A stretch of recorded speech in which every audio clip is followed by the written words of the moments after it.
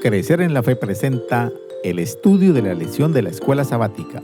Será de mucho provecho para tu crecimiento espiritual. Bienvenidos.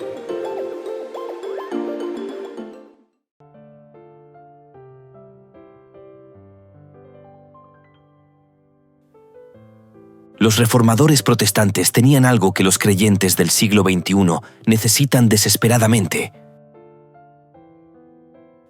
¿Sabes qué tenían ellos? Ellos tenían un propósito para su vida bien definido. En su libro The Empty Self, El yo vacío, el prestigioso psicólogo estadounidense Philip Cushman habla de quienes viven sin propósito en esta vida. Sus creencias son superficiales. Pocas cosas les importan y no tienen nada por lo que merezca la pena morir o vivir. Pero los hombres, las mujeres y los niños de la Reforma protestante eran radicalmente diferentes a nosotros. Tenían un propósito permanente por el que valía la pena vivir. ¿Sabes cuál era ese propósito? Vivir lo que creían.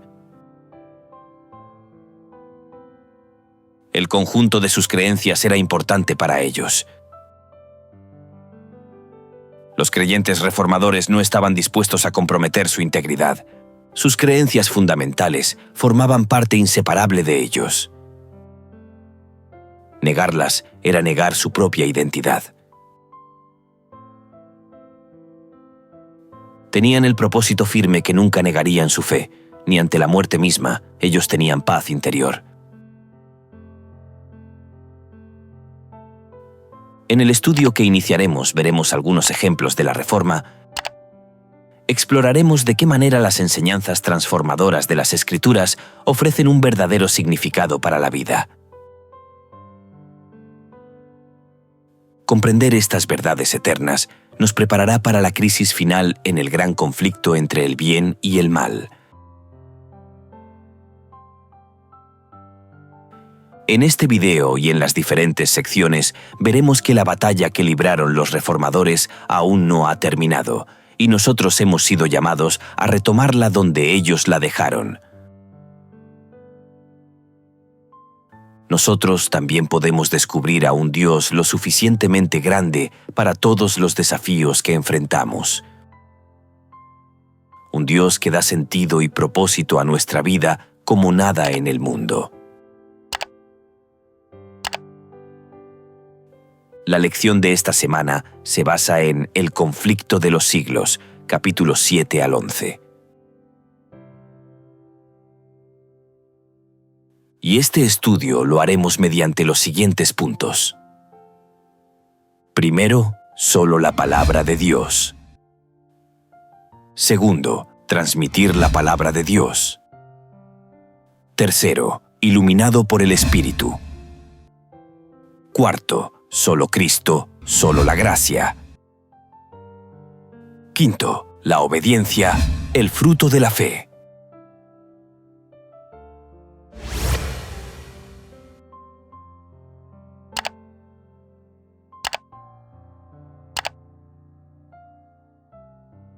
Solo la palabra de Dios.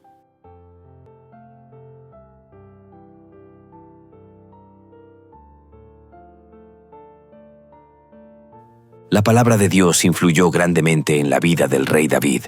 David expresó: «De tus mandamientos he adquirido inteligencia, por tanto, he aborrecido todo camino de mentira. Me anticipé al alba y clamé, esperé en tu palabra. Me regocijo en tu palabra como el que halla muchos despojos».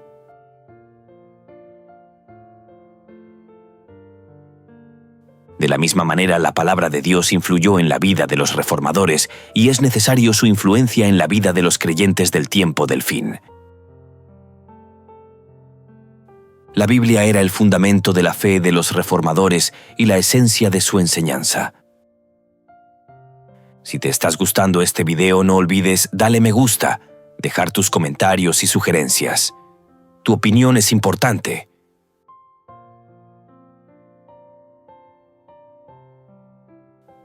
comprendieron los reformadores con relación a la palabra de Dios? Primero, comprendieron que toda la Biblia es inspirada. Sabían que estaban tratando con la inspirada palabra de Dios que vive y permanece para siempre. Segundo, su valor incalculable. Ellos atesoraban cada palabra de las Sagradas Escrituras. Tercero, sostiene la fe y el valor para ser fiel. A medida que leían sus páginas y creían en sus promesas, su fe se fortalecía y su valor se renovaba. Cuarto, comprendieron que el estudio de la Biblia transforma el carácter. El pensamiento inspirado dice: Así sucede con todas las promesas de la palabra de Dios. En ellas nos habla a cada uno en particular, y de un modo tan directo como si pudiéramos oír su voz. Por medio de estas promesas, Cristo nos comunica su gracia y su poder. Son hojas de ese árbol que son para la sanidad de las naciones. Recibidas y asimiladas serán la fortaleza del carácter, la inspiración y el sostén de la vida.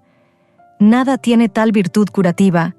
Ninguna otra cosa puede impartirnos el valor y la fe que dan energía vital a todo el ser. Quinto, las Escrituras son fuente de gozo. Las Escrituras irradian gozo a nuestro dolor, esperanza a nuestro desaliento, luz a nuestra oscuridad, dan dirección a nuestra confusión, certeza a nuestra perplejidad, fortaleza a nuestra debilidad y sabiduría a nuestra ignorancia. Sexto, la palabra de Dios vigoriza nuestro ser. Cuando meditamos en la palabra de Dios y confiamos por fe en sus promesas, el poder vivificador de Dios vigoriza todo nuestro ser, física, mental, emocional y espiritualmente.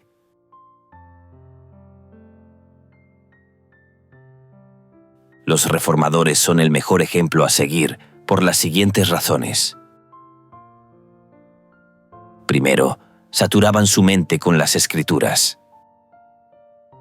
Segundo, vivían por la palabra de Dios. Tercero, murieron por defender la palabra de Dios.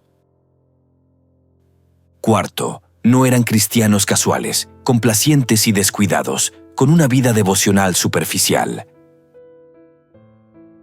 Quinto, los reformadores sabían que sin el poder de la palabra de Dios no resistirían las fuerzas del mal dispuestas contra ellos.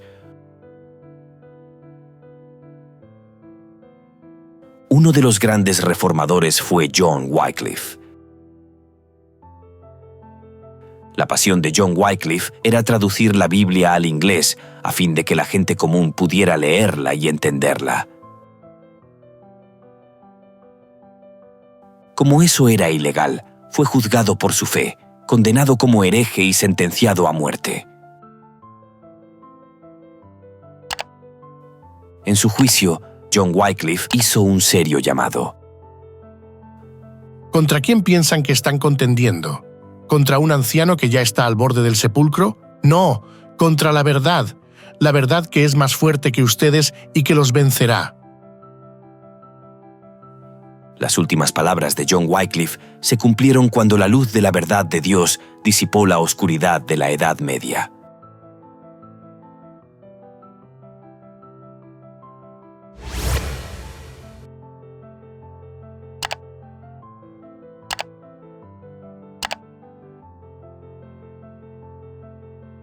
Transmitir la palabra de Dios.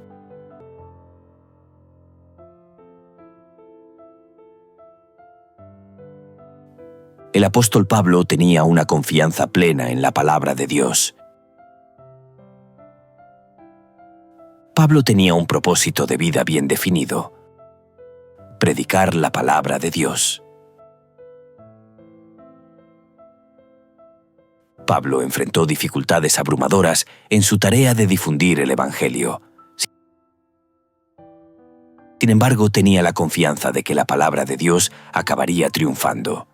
Así lo expresó: porque nada podemos contra la verdad, sino solo en favor de la verdad.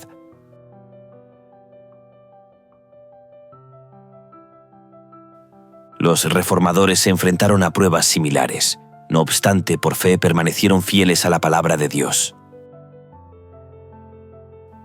Un ejemplo de valentía frente a probabilidades aparentemente abrumadoras es William Tyndale. ¿Quién fue William Tyndale?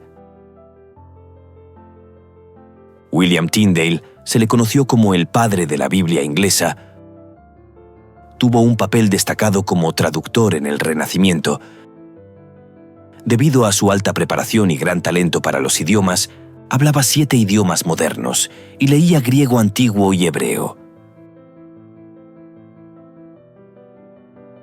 El mayor deseo de William Tyndale era dar a Inglaterra una traducción exacta y legible de la Biblia. Decidió traducir la Biblia a partir de los idiomas originales y corregir algunos de los errores de la traducción de John Wycliffe de hacía 200 años.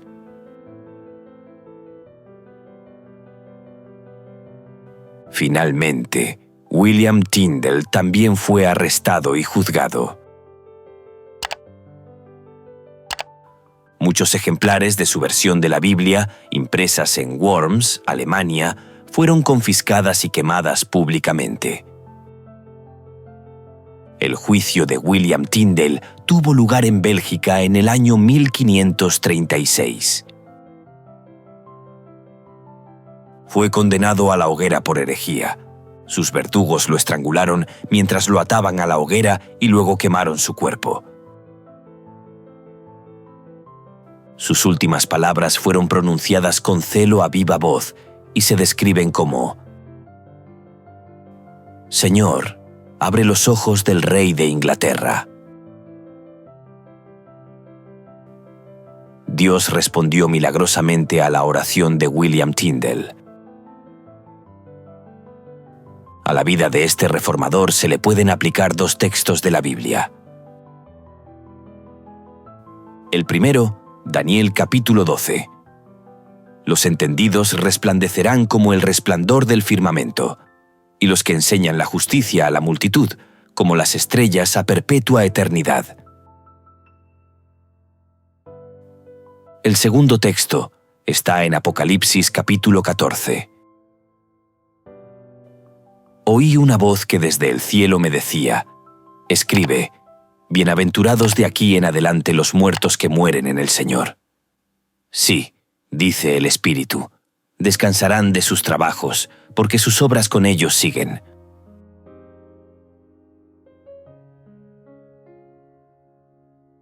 A los 4 años de la muerte de William Tyndale, se publicaron 4 traducciones inglesas de la Biblia. En 1611 se imprimió la versión bíblica del Rey Jacobo, o versión King James, basada en gran medida en la obra de Tyndale. Los 54 eruditos que elaboraron la obra se basaron mayormente en la anterior traducción inglesa de William Tyndale.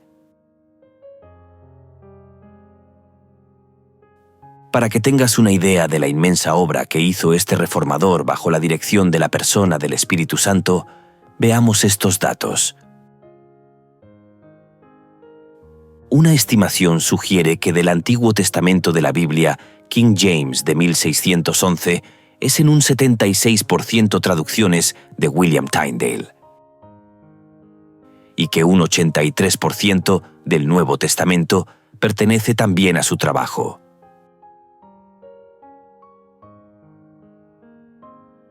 En el año 2011, la versión King James celebró sus 400 aniversarios y superó el hito de los 1.000 millones de Biblias impresas.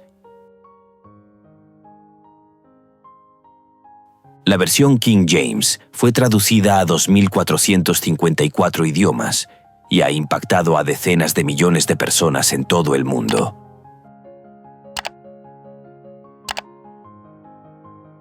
El sacrificio de William Tyndale valió la pena. Sin importar lo difícil que pareciera ni lo desafiantes que fueran las circunstancias, William Tyndale y sus colegas creyentes en la Biblia confiaban en que Dios estaba obrando según el propósito de su voluntad. La vida de William Tyndale fue determinante para la eternidad.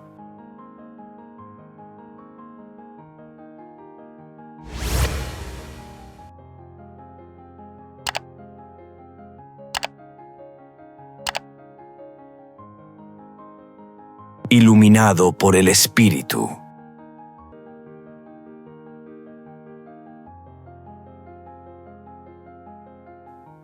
Un día, mientras estudiaba en la biblioteca de la universidad, Martín Lutero llegó a un punto de inflexión en su vida.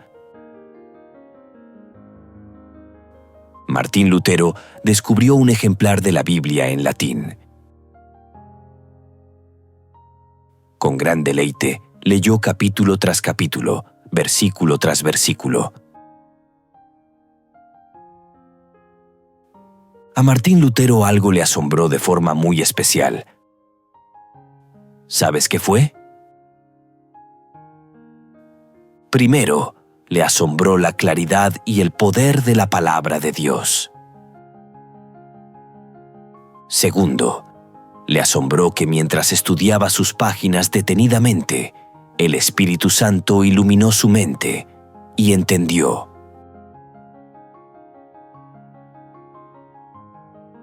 Martín Lutero sintió la dirección del Espíritu Santo cuando las verdades ensombrecidas por la tradición parecían saltar de las páginas de la Sagrada Escritura. Al describir su primera experiencia con la Biblia, escribió: «Oh, que Dios me diera un libro así para mí». El pensamiento inspirado dice sobre la experiencia de Martín Lutero lo siguiente: Con una mezcla de temor y admiración, hojeó las páginas sagradas. Con pulso acelerado y corazón conmovido, leyó por sí mismo las palabras de vida, deteniéndose de vez en cuando para exclamar: «Oh, si Dios me diera este libro para tenerlo yo mismo para mí». La Biblia nos enseña el papel crucial y determinante de la persona del Espíritu Santo para interpretar y comprender correctamente la Biblia. Los apóstoles Juan y Pedro dicen lo siguiente: «Pero cuando venga el Espíritu de verdad, Él os guiará a toda la verdad, porque no hablará por su propia cuenta, sino que hablará todo lo que oyere, y os hará saber las cosas que habrán de venir. Él me glorificará, porque tomará de lo mío, y os lo hará saber. Todo lo que tiene el Padre es mío. Por eso dije que tomará de lo mío, y os lo hará saber». Entendiendo primero esto, que ninguna profecía de la Escritura es de interpretación privada, porque nunca la profecía fue traída por voluntad humana, sino que los santos hombres de Dios hablaron siendo inspirados por el Espíritu Santo.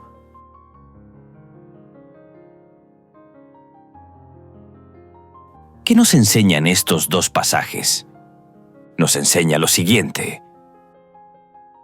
Primero, lo excepcional de estos versículos es la seguridad de que el mismo Espíritu Santo que inspiró a los autores de la Biblia nos guía a nosotros cuando leemos las Escrituras. Segundo, Dios Espíritu Santo es el intérprete divino de la verdad divina.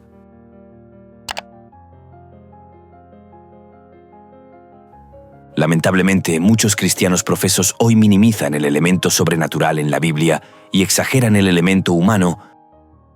Detrás de esto está Satanás. Como Satanás ya no nos puede mantener alejados de la Biblia, ¿qué estrategia está usando actualmente? El plan de Satanás consiste que los seres humanos, incluyendo a los diferentes creyentes, vean la Biblia como un libro más de coleccionar. Satanás pretende que los seres humanos despojen la Biblia de su carácter sobrenatural. Pretende convertirla meramente en buena literatura, o peor aún, en una herramienta opresiva de la religión para controlar a las masas.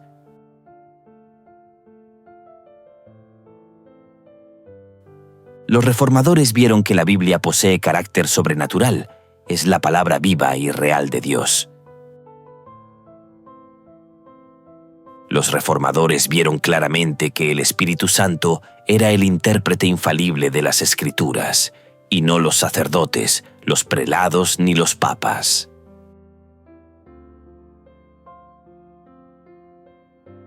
Hay un interesante intercambio registrado entre John Knox, el reformador escocés, y María, reina de Escocia. María respondió: «Usted interpreta las Escrituras de un modo, y ellos, los maestros católicos romanos, las interpretan de otro. ¿A quién creeré y quién será juez en este asunto?». El reformador John Knox contestó: «Debe creer en Dios, que habla con sencillez en su palabra, y más de lo que la palabra le enseñe, no debe creer ni a unos ni a otros. La palabra de Dios es clara en sí misma, y si parece haber oscuridad en algún lugar, el Espíritu Santo, que nunca se contradice a sí mismo, lo explica con más claridad en otros lugares, de modo que no queda lugar a duda sino para quien decide obstinadamente permanecer ignorante».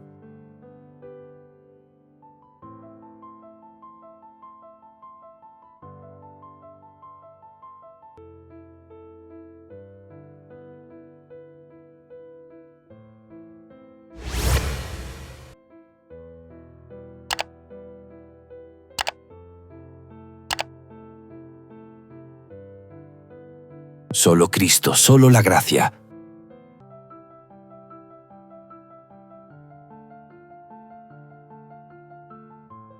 Las Sagradas Escrituras enseñan que Dios proveyó la salvación como un regalo,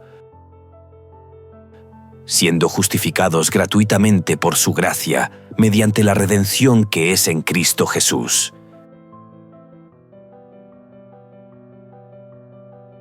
El Espíritu Santo nos lleva a aceptar por fe lo que Cristo ha provisto gratuitamente mediante su muerte en la cruz.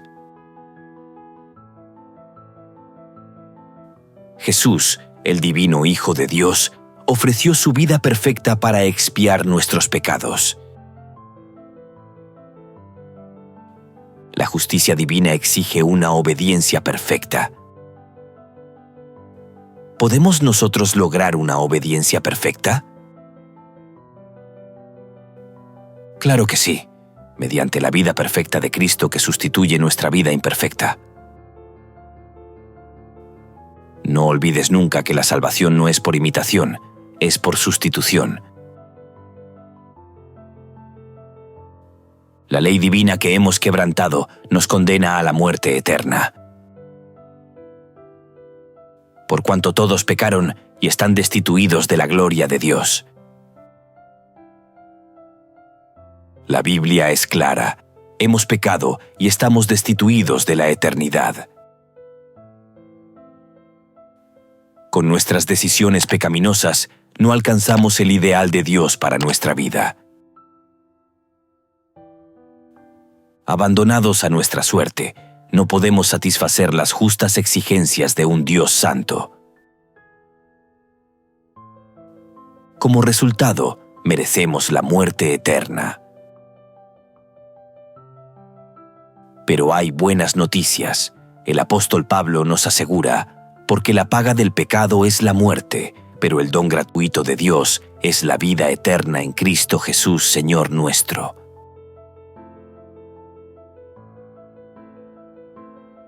La salvación, la vida eterna, es un don inmerecido, un regalo de un Dios amoroso. Esta gran verdad se mantuvo oculta por mucho tiempo. Si la salvación fuera por obras o por indulgencias, quien quisiera la podía ganar o comprar, pero hay una gran verdad que brilla en el Evangelio, es que no podemos ganarnos la salvación. Visita nuestra web, crecerenlafe.com, y descarga el bosquejo de la lección, disponible en formato PDF y PowerPoint.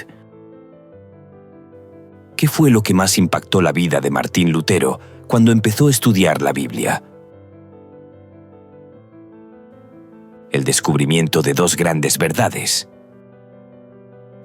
La primera, Cristo como única fuente de salvación. Martín Lutero y los reformadores protestantes descubrieron que solo Cristo era su fuente de salvación. La segunda, la salvación es por la gracia y la fe. Estas dos grandes verdades centrales del Evangelio motivó a Martín Lutero a predicar el mensaje de la gracia salvífica de Dios. Las multitudes acudían en masa a escuchar sus mensajes sinceros y movilizadores.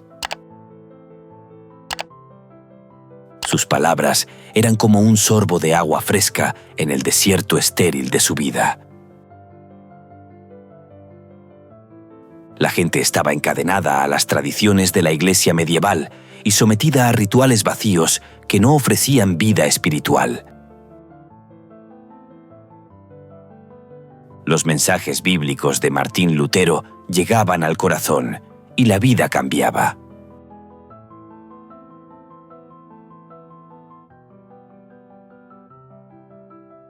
Al leer el Nuevo Testamento, Lutero se sintió abrumado por la bondad de Dios. Le asombraba el deseo de Dios de salvar a toda la humanidad. La visión popular que enseñaban los líderes eclesiásticos de la época era que la salvación era en parte obra humana y en parte obra de Dios. Lutero descubrió que la muerte de Cristo en la cruz era suficiente para toda la humanidad.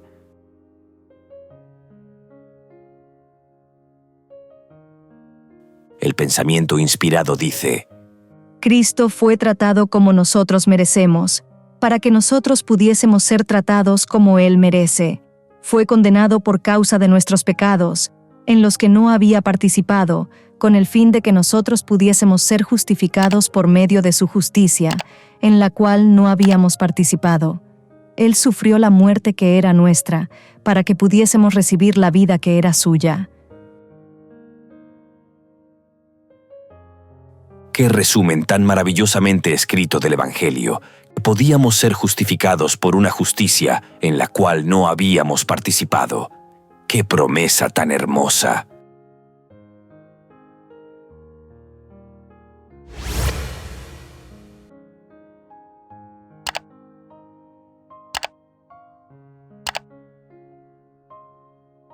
La obediencia, el fruto de la fe.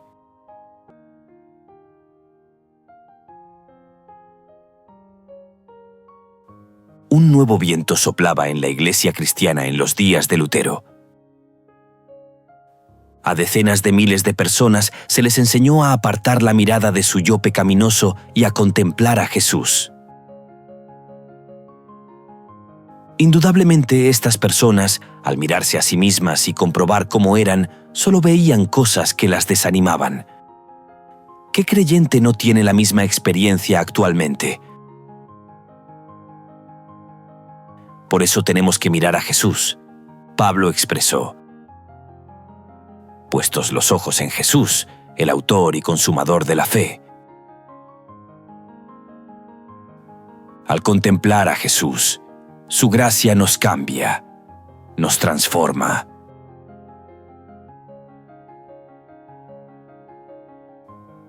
Cierto día, John Wesley asistió a una reunión del movimiento cristiano Morava en Londres. John Wesley quedó asombrado mientras escuchaba la lectura de la introducción de Lutero a Romanos. John Wesley, por primera vez en su vida, empezó a entender el Evangelio.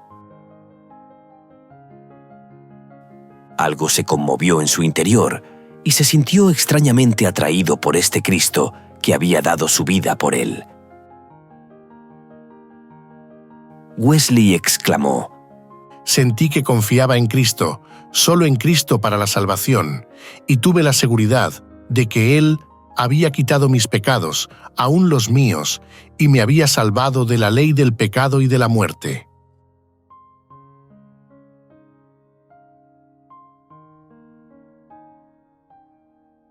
Los reformadores estudiaban sistemáticamente la palabra para descubrir más verdades y crecer espiritualmente. El apóstol Pedro expresó: antes bien, creced en la gracia y el conocimiento de nuestro Señor y Salvador Jesucristo. A Él sea gloria ahora y hasta el día de la eternidad. Amén. Los reformadores, quienes no estaban satisfechos con la forma en que las cosas estaban establecidas, el statu quo, ni con una experiencia religiosa que se mantuviera rígida y sin crecimiento. Los reformadores, en cambio, tenían un deseo constante de profundizar su conocimiento de Cristo. Esto sugiere que buscaban una relación más íntima y personal con Cristo, en lugar de conformarse con las prácticas religiosas tradicionales que no les proporcionaban un sentido de crecimiento espiritual.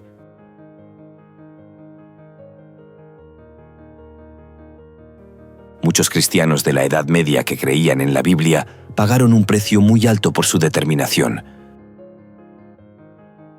Fueron torturados, encarcelados, exiliados y ejecutados.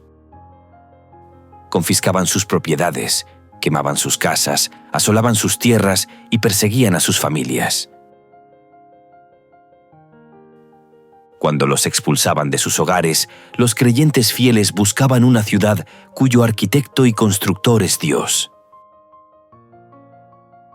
Cuando los torturaban, bendecían a sus torturadores.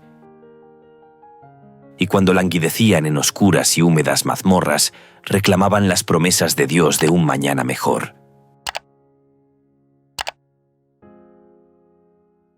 Aunque su cuerpo estaba confinado, eran libres. Libres en Cristo.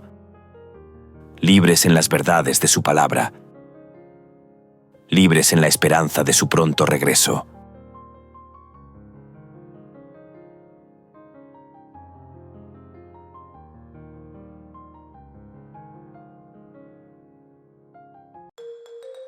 Crecer en la Fe les invita y les motiva a seguir estudiando las Sagradas Escrituras a través de este material. Y recuerda suscribirte a nuestro canal, comentar, compartir, activar la campanita y darle like. Esto será de gran ayuda para el crecimiento de nuestro ministerio y así poder llegar a muchas personas más. Gracias por tu apoyo. Dios te bendiga.